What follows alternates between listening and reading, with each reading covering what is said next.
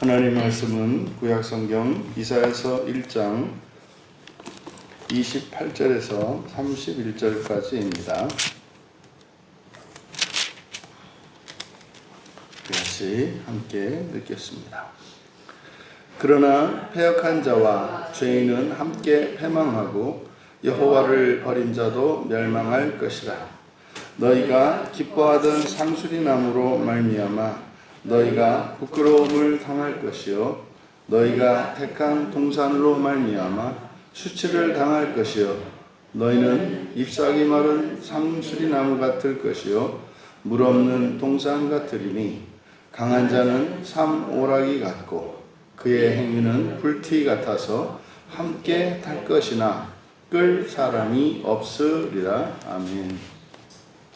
그러나 멸망할 자들이라는 제목으로 말씀의 은혜를 나누고자 합니다.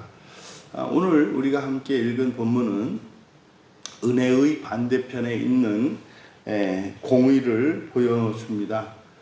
하나님의 은혜가 무한하다고 해도 그 은혜가 죄를 정당화하는 그런 근거나 핑계가 될 수는 없습니다.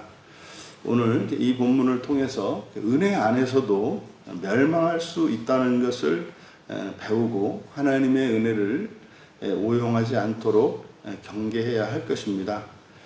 하나님 나라가 이 땅에 임하기를 꿈꾸고 또 첫째 부활로 그 나라에 들어가기를 위해 오늘 이 말씀이 우리들의 마음과 삶 속에 새겨질 수 있기를 바랍니다. 28절에서 그러나 라고 하는 이것은 바로 앞에서 말씀하였던 하나님의 은혜에 대한 반대죠. 그래서 법도와 의로, 또 의와 법도로 이제 그리스도인 또 하나님 된 백성과 그리고 이제 하나님의 공동체, 백성들의 공동체인 성읍은 바로 회복될 것이다. 그러나 이렇게 되는 겁니다. 그러니까 회복과 반대되는 이야기죠. 여기에 이제 패역한 자, 죄인, 그리고 여호와를 버린 자. 28절에서 거론한 사람들은 멸망할 자들입니다. 그래서 패역하다라고 하는 것은 파샤인데 이것은 이제 범죄하다 또는 반역하다라는 뜻이에요. 그래서 죄를 저지른 자들이죠. 그래서 이제 범죄자 이렇게 이제 번역할 수 있는 겁니다. 그래서 범죄자들과 그다음에 죄인, 하타 죄인이라고 하는 것은 의인의 반대말이죠. 완전하지 않은 사람입니다. 그러니까 범죄를 한 사람과 죄인 그랬으니까 이 죄인이라고 하는 것은 범죄 가능성이 있는 사람입니다. 그러니까 범죄한 사람이나 범죄할 가능성이 있는 사람이나 함께 파멸할 것이다. 함께 파멸할 것이다. 또 여호와를 버리는 자들, 여호와를 버린다라고 하는 것은 뭐 우리가 어떻게 여호와를 버릴 수가 있습니까? 그래 보니 여호와 안에 있죠. 그래서 여기서 여호와를 버린다라고 하는 것은 언약을 저버리는 것을 말하는 거예요. 하나님께서 이게 내미시는 구원의 손길을 저버리는 자들. 그러니까 여기서 말하는 여호와를 버리는 자들이라는 것은 구원을 바라지 않는 자들입니다. 그러니까 구원을 바라지 않는 자들. 좀 더 구체적으로는 첫째 소망을 바라지 않는 자들이죠. 그런 사람들은 파멸하고 소멸될 것이라고 이야기합니다. 바울 사도께서도 로마서 6장 1절에서 은혜를 더하게 하려고 죄에 거하겠느냐라고 이제 질문을 던지는 것과 같은 말씀입니다. 하나님께서 모든 것을 반드시 회복시키시죠. 반드시 회복을 시키십니다. 심지어는 이 지옥을 통해서도 예수님을 믿게 하고 모든 것을 회개하고 돌이켜 부활하기를 하나님께 믿고 구하게 만듭니다. 그게 지옥의 역할이죠. 그래서 사실은 지옥이라고 하는 것은 분명히 성경에 장소적인 개념이 있습니다만, 더욱 중요한 것은 어떤 우주 속의 우주 공간에 존재하는 어떤 형벌, 처벌의 장소라기보다는 지옥이라고 하는 상태는 사실 어떤 사람이라 할지라도 예수님을 믿지 않을 수 없는, 그리고 하나님의 말씀을 따르지 않을 수 없는, 그리고 부활이 아니고서는 소망이 없다는 것을 깨닫지 못할 수 없는, 그것이 이제 지옥의 목적이고 지옥의 특성이다. 그래서 여기 파멸, 소멸이라고 하는 이것은 바로 하나님께서 우리에게 구원의 손길을 내밀지 않으셨더라면 모든 인류의 운명인 거죠. 그래서 구원은 그 필멸적 운명에서 벗어나게 하는 것이지 구원의 손길을 뿌리치기 때문에 가는 것은 아니다. 이것을 늘 우리가 기억해야 합니다. 그래서 지금 28절에서 밝히는 것은 뭡니까? 이렇게 은혜가 있다 할지라도, 하나님께서 모두 용서를 하시는 분이라 할지라도 뭐는 있다? 그런 사람들도 파멸하고 소멸된다라고 하는 것을 말합니다. 이때 소멸은 그 사람의 전 존재의 소멸을 말하는 것이 아니라 죄의 소멸입니다. 찌꺼기와 같은, 그래서 불순물이 많이 섞인 은을 던져서 불순물을 태우는 것이지 그 존재 자체를 완전히 소멸시키는 것을 말하지 않는다. 그러면 왜 이런 이들이 멸망하게 되는지를 29절에서 설명합니다. 29절은 28절의 내용을 설명하는 이유 구문이에요. 그래서 왜냐하면으로 시작을 합니다. 왜냐하면 너희가 기뻐하던, 여기 지금 상수리 나무라고 번역되어 있는데 이게 아일인데요.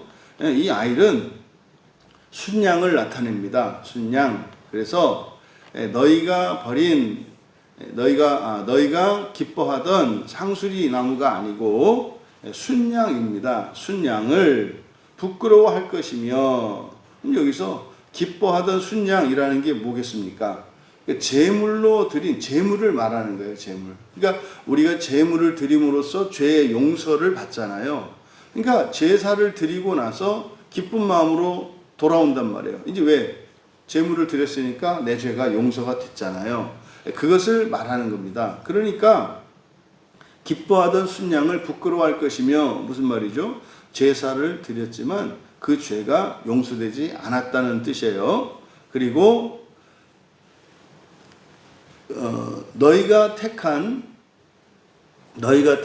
동산으로 말미암아 수치를 당할 것이며, 둘 다 여기 보면은 앞에는 부끄러움을 당하다, 뒤에도 수치를 당하다 이렇게 되었습니다만은, 앞에 부끄러움을 당하다라고 할 때 여기 사용된 동사는 부쉬예요. 부쉬는 부끄러워하다, 스스로 부끄러워하는 겁니다. 부끄러워하다. 그리고 뒤에 수치를 당하다라고 할 때 사용된 단어는 하페르라는 단어예요. 이 하페르라고 하는 단어는 다른 사람이 망신을 주는 겁니다. 그러니까 내가 느끼는 것과 다른 이들이 모욕하는 것. 그래서 이게 부쉬와 하페르의 차이예요. 그래서 앞에는 부끄러워할 것이며, 기뻐하던 순양을 부끄러워할 것이며, 뒤에는 너희가 선택한 동산들로 인해 망신을 당할 것이기 때문이다. 이게 이런 거죠. 오늘날로 말하면 예수님을 믿었고 교회를 다녔어요. 그런데 지옥에 던져진 경우를 말하는 겁니다. 그러니까 우리가 교회를 다니고 예수님을 믿는다고 해서 지옥에 가지 않는다고 하는 말은 이건 절대적으로 틀린 거예요. 교회를 다녔고 예수님을 믿었다. 그래서 신앙 고백을 했고 세례를 받았다. 그러니까 내가 지옥에 가지 않는다. 이게 틀린 얘기란 말이에요. 그러니까 로마 가톨릭의 교리를 보세요. 믿고 세례를 받으면 구원을 받아요. 그런데 그럼에도 불구하고 로마 가톨릭에서 구원론에 절대적인 게 있어요. 그게 뭐예요? 칠성사라고요. 칠성사. 7개의 이 성사를 계속 하지 않으면 세례를 받은 사람이라 할지라도 지옥에 가요. 그거를 로마 가톨릭에서는 뭐라고 하죠? 연옥에 간다라고 해요. 근데 그 연옥이 아니고 지옥이라고요. 근데 사실은 로마 가톨릭에서는 원래는 그게 없는 거예요. 그런데도 불구하고 이들이 연옥 교리를 만들어냈던 것은 사실은 예수님을 믿고 교회를 다니면 기독교인이 되면 지옥 가지 않는다고 가르쳤던 그들의 초기의 교리가 잘못된 것임을 성경을 통해서 발견했고 그걸 바꾼 거라고요. 그러니까요, 정말로 우리가 종교개혁의 그 정신을 따라가는 개신교라고 하는데, 이렇게 이제 성경을 연구하고 성경의 연구의 결과를 발표하는 것을 보면 캐톨릭보다도 개신교가 더 반개혁적이라는 것을 알게 돼요. 그러니까 로마 캐톨릭에서는요, 이게 성경에서 발견이 되면요, 원래 성경 해석권은 누구만 있다고 그랬어요? 교황만 있다고요. 그래서 전 세계 이 설교는 한 편의 설교를 갖고 전 세계에 있는 모든 캐톨릭 교회가 들어요. 그런데요, 교리에 있어서는 연구를 해서 연구의 결과가 그동안의 교리와 다르면요, 그것을 받아주고 그것을 공교에서 회의를 열어가지고 교리를 바꾼다고요. 계속 교리를 바꾸는 게 뭐예요? 이게 갱신이고 이게 개혁이거든요. 그런데 어떤 때는 좋게 바꾸기도 하지만 나쁘게도 바꾸기도 하죠. 왜냐하면 성경만을 절대적인 기준으로 삼는 게 아니라 사실은 그 기준, 그 결정권은 교황에게 있기 때문에 때로는 성경을 바른 쪽으로 바꾸기도 합니다만 때로는 반대쪽으로 바꾸기도 하는 것이 문제라면 로마 가톨릭은, 이 개신교는 아주 안 바꾸기로 작정을 한 게 문제인 거죠. 이것이 지금 29절에서도 바로 구약으로는 제사를 드리는 이스라엘 백성도 멸망할 수 있다는 거, 언약을 떠나면 누구라도 다 소멸된다는 거, 지옥에 가는 거예요. 파멸한다, 소멸된다, 이것은 전부 지옥에 던져지는 걸 말해요. 그러니까 그런 사람들의 경우, 다시 말해서 29절에 밝히는 게 뭡니까? 이렇게 죄를 짓고 또 죄를 지을 수 있는 모든 사람들은 제사 자체가, 다시 말해 세례 자체가, 성찬 자체가 그 사람을 멸망해서 면하게 하는 것은 아니다 이 말이에요. 면하게 하는 것은 여호와의 은혜, 하나님의 은혜 때문이라는 거죠. 그래서 우리들이 그 목적을, 그 은혜와 공의의 원리를 잊어서는 안 됩니다. 그러니까 바로 여기서 선택한 동산이라는 게 뭐겠습니까? 우리로 말하면 교회인 거고요. 그들로 말하면 시온성이 되는 거고요. 이어 30절은 또 29절의 이유를 밝힙니다. 왜 부끄러워할 것이고 왜 망신을 당하게 되느냐? 왜냐하면 이렇게 돼요. 왜냐하면 너희는 잎이 시드는 참나무처럼 될 것이며 물이 없는 동산처럼 될 것이기 때문이다. 그러니까 30절에서도 잎사귀 마른 상수리나무 이렇게 되어 있는데, 마른 하면은 이게 이미 마른 과거잖아요. 근데 이것은 현재 분사로 되어 있게, 과거 분사가 아니라 현재 분사이기 때문에 뭐예요? 마르는, 시드는 이렇게 됩니다. 그러니까 참나무도 뭐 한다는 겁니까? 시든다, 마른다라는 걸 말하는 거죠. 그래서 잎이 시드는 참나무처럼 될 것이며, 그리고 물이 없는 동산, 물이 없는 동산이라는 게 뭐겠습니까? 동산에 물이 없으면, 여기서 이제 우리말 성경은 동산이라고 번역을 했습니다만은 원래 이 동산을 의미하는 갓나는 정원이죠. 물이 없는 정원, 물이 없는 정원이면 사막 한가운데에 물이 없는 정원이 무슨 의미가 있겠습니까? 똑같죠. 물이 없으면 광야고 물이 없으면 사막인 거죠. 그러면 바로 그렇게 물이 없고 시들고 이것은 필멸성이잖아요. 그러니까 제사를 드렸고 그리고 예수님을 믿었고 세례를 받았는데도 필멸성에서 벗어나지 못했기 때문에, 교회를 다녔는데도 지옥에 가야 하기 때문에, 이런 의미죠. 그러니까 스스로 부끄러워할 것이고, 그리고 만민들 앞에서 부끄러움을 당할 것이다 라고 이야기를 한 겁니다. 또 31절에도 계속 이어지는 거죠. 강한 자가 삼부스러기처럼 되고, 삼오라기라고 되어 있는데, 이게 이제 타고 남은 재가 된 걸 말합니다. 그래서 강한 자도 삼오라기, 삼부스러기 같이 되고, 그 행위는 불꽃입니다. 불꽃 같아서 함께 타오르며 그것을 꺼뜨릴 자가 없을 것이다. 그러니까 지금 30절과 31절은 바로 지옥의 참상을 그리고 있습니다. 그리고 여기서 꺼뜨릴 자가 없다, 함께 타오를 것이고 꺼뜨릴 자가 없다라고 하는 것은 뭡니까? 모든 것이 완전히 정화될 때까지 타서 모든 불순물들이 정화될 것이라는 이야기입니다. 정리합니다. 여러분, 하나님의 은혜가 분명히 있습니다. 이 세상에는 하나님의 은혜가 분명히 있습니다. 더더군다나 여호와 신앙을 가지고 있었던 구약의 이스라엘이나 오늘날 성경을 믿는 그리스도인들이나 하나님의 은혜가 있습니다. 그래서 반드시 구원에 이르게 될 것입니다. 그런데 구원받는다고 하는 사실이 멸망당하지 않는다는 것과는 다른 거라는 사실이에요. 이게 지금 동일시되어 있어서 헷갈린단 말이죠. 그러니까 구원받는 것과 멸망당하는 것을 동일시하니까 여기서 이제 신학적으로나 그리스도인들의 신앙생활에 문제가 있단 말이에요. 여러분, 구원받는 것은 하나님의 전적인 은혜로 이루어지는 일입니다. 그러니까 모든 사람이 부활하지 않는 사람, 부활한다 이 말이에요. 부활하지 못할 자는 없어요. 부활이 구원이라고요. 그런데요, 부활에는 두 종류가 있다. 구원에는 두 종류가 있다. 생명의 부활이 있고 심판의 부활이 있다.